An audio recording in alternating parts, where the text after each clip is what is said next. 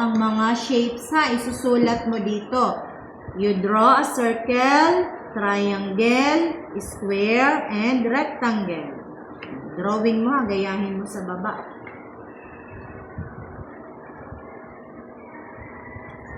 Circle. Next. Next one is, dito naman tayo, triangle. Triangle naman.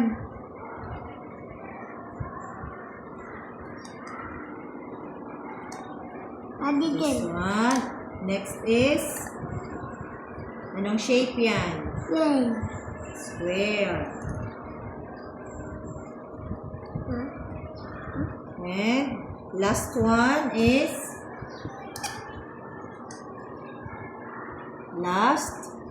anong shape po ito?